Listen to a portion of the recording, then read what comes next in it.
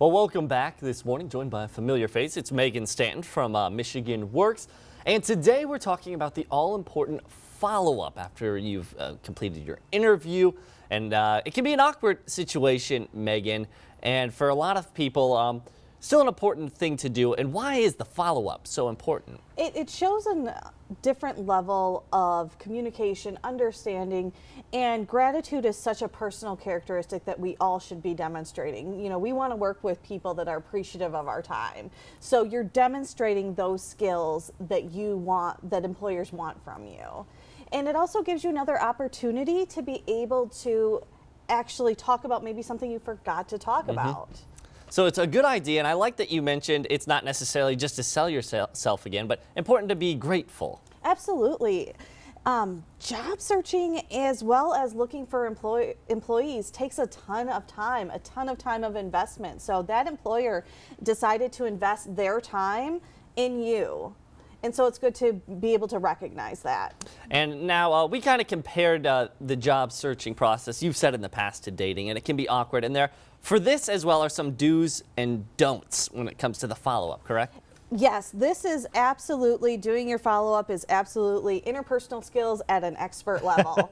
You really need to know who you are talking to and what they're going to be most receptive to. Are they going to appreciate an email, or would they appreciate a handwritten note? And making sure that you're timely in all of that. Of course, so it's good to get back quick, and I know it can be an awkward situation. I like on the don'ts there, it says don't friend them on social media. Exactly. There's that professional line that sometimes we do get crossed in the world of social media. And so making sure that even if it's LinkedIn, that you're not going on to make that connection just yet. Okay, now when it comes to a follow-up, is there ever a time when maybe you think you shouldn't follow up in any job hunting process, or do you think it's always important to at least reach out in some sort of form?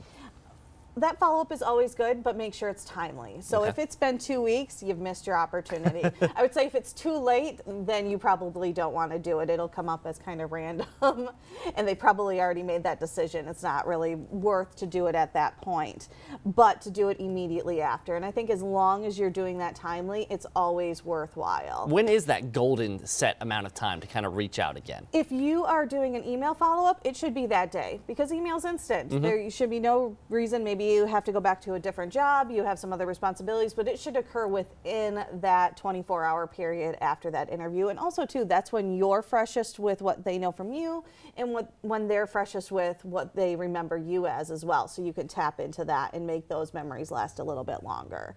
If you're sending a handwritten note, again, as soon as possible. Do it that night, get it in the mail. All right, are there any tips maybe that we haven't covered so far this morning about the importance of the follow-up?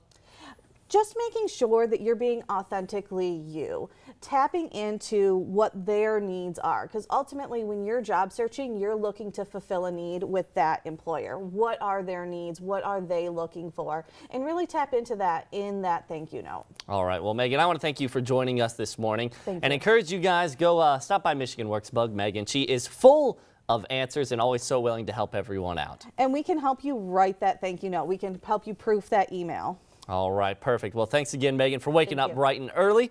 And coming up after the break, Ansley Watson has the do's and don'ts of making Christmas wreaths. Stay tuned.